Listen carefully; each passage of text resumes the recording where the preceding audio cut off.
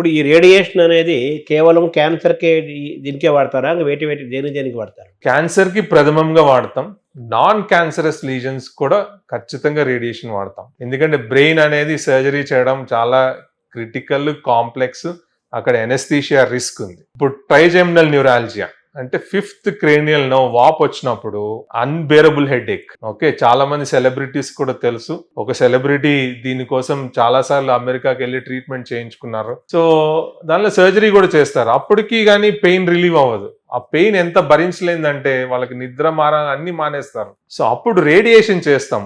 ఒకటే రోజు 90 grey radiation ఇస్తాం అన్నమాట. సో ఇది నర్వ్ కి సంబంధించింది. సో ఆ నర్వ్ లో ఎక్కడైతే ఈ పెయిన్ ని కమ్యూనికేట్ చేస్తుందో దాన్ని టోటల్ గా అబాలిష్ చేసేసేయటం ఈ రేడియేషన్ తోటి. పిట్యూటరీ ఎడినోమా అది క్యాన్సర్ కాదు, బినైన్ బ్రెయిన్ ట్యూమర్ అంటాం. శ్వానోమా ఇది క్యాన్సర్ కాదు, ఓకే, బినైన్ బ్రెయిన్ ట్యూమర్ అంటాం. ఆర్టీరియోవీనస్ మాల్ ఫార్మేషన్స్ ఎక్కువగా బ్రెయిన్ లో చూస్తాం.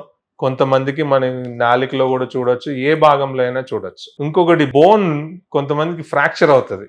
ఫ్రాక్చర్ అయినప్పుడు మనం తెలియకుండానే మసాజ్ చేస్తారు చాలా మంది. అప్పుడు ఏమవుద్దంటే ఆ వాప్ వచ్చిన దాంట్లో ఎక్కువ కాల్షియం డిపాజిట్ అయిపోయి గట్టి రాయిలాగా అయిపోతుంది. దానివల్ల మూవ్మెంట్ తగ్గిపోతుంది. సో ఆపరేషన్కి వెళ్ళినప్పుడు ఏం చేస్తాం, మళ్ళీ అట్లాంటిది ఎక్కువ ఫామ్ అవ్వకుండా ఉండటం కోసం ఒక రోజు రేడియేషన్ ఇస్తాం. కాకపోతే అది ఎప్పుడు అంటే ఆపరేషన్ అయిన 72 గంటల్లో రేడియేషన్ ఇచ్చేయాలి.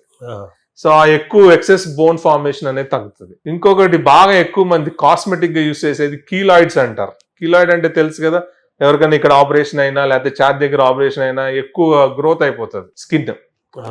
సో దానికి కూడా రేడియేషన్ యూస్ చేస్తాం. కాకపోతే ఇవన్నీ యూస్ చేయాలి అనుకుంటే కొన్ని వాటికి ఆపరేషన్ అయిపోయిన 48 hours లోనే ఇవ్వాలి.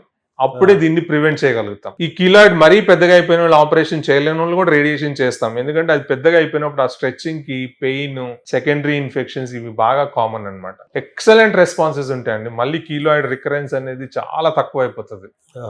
ఓకే, సో ఇవి ఎక్కువగా బినైన్ డిసీజెస్ లో మనం రేడియేషన్ వాడేది. అంటే ఇప్పుడు ఈ రేడియేషన్ అనేది ఆంకాలజీతో పాటు న్యూరాలజీ, ఆర్థోపెడిక్స్, అలాగే ఈస్థెటిక్స్. కరెక్ట్. ఇప్పుడు చూస్తే ఈస్థెటిక్ సర్జరీస్. కరెక్ట్. ఇంకా ముందుకెళ్తే కోవిడ్ తర్వాత వెస్ట్ లో వెయిటింగ్ లిస్ట్ ఎక్కువైపోయింది. ఎవరికి? ఆస్టియోఆర్థరైటిస్ ఉన్న వాళ్ళకి, జాయింట్ పెయిన్స్ ఉన్న వాళ్ళకి. సో వాళ్ళల్లో ఇప్పుడు అక్కడ ఏం జరుగుతుందంటే very low dose radiation. General గా మనం రేడియేషన్ డోస్ మాట్లాడితే 2 gray per fraction is the standard fractionation అంటాం. వీళ్ళల్లో ఏం చేస్తారు, 1/4 ఆఫ్ ద డోస్ రోజు ఇడిసి రోజు, ఓకే, 4 సార్లు గానీ 6 సార్లు గానీ ఇస్తారు. సో బాగా ఎల్డర్లీ ఉన్నారండి, 70 ఏళ్ళు 80 ఏళ్ళు, వాళ్ళకి భరించలేకపోతున్నారు మోకాళ్ళ నొప్పు, వాళ్ళని నీ రీప్లేస్మెంట్ చేయలేం. సో వాళ్ళల్లో ఏం చేస్తున్నారు, వెస్ట్ లో క్లినికల్ ట్రయల్ పరంగా లో డోస్ రేడియేషన్ 4 times కానీ 6 times కానీ ఇచ్చి ఆ పెయిన్ తగ్గిస్తున్నారు. రేడియేషన్ 2 గ్రే పర్ ఫ్రాక్షన్ ఇచ్చినప్పుడు క్యాన్సర్ కణంలో ఉన్న డిఎన్ఏని టోటల్ గా డిస్ట్రాయ్ చేస్తుంది. ఆ డిఎన్ఏకి ఏంటంటే రిపేర్ మెకానిజం అనేది ఉండదు నార్మల్ సెల్ కి ఉన్నప్పుడు. సో అందుకు క్యాన్సర్ కణం చనిపోతుంది. నార్మల్ సెల్ కి డిఎన్ఏ రిపేర్ చేసుకునే ఎంజైమ్స్ ఉంటాయి. ఆ రిపేర్ మెకానిజం వల్ల మనం నార్మల్ సెల్ డ్యామేజ్ చేసినా అది మళ్ళీ 24 hours లో రిపేర్ చేసుకుంది. అందుకు రేడియేషన్ రోజుకు ఒకసారి ఇస్తాం అన్నమాట. లో డోస్ ఇట్లా 1/4 ఆఫ్ ది డైలీ ఫ్రాక్షనేషన్ ఇచ్చినప్పుడు యాంటీ ఇన్ఫ్లమేటరీ ఓకే కైన్స్ అంటాం, అవి ప్రొడ్యూస్ చేసి ఎక్కడైతే వాపుని క్రియేట్ చేస్తుందో మన బోన్స్ లో కానీ జాయింట్స్ లో కానీ వాటిని తగ్గించి వాళ్ళకి పెయిన్ రిలీఫ్ అనేది వస్తుంది. సో నెక్స్ట్ 5-10 years లో most likely osteoarthritis, very elderly, knee replacement చేయలేని వాళ్ళలో రేడియేషన్ కూడా రావచ్చు.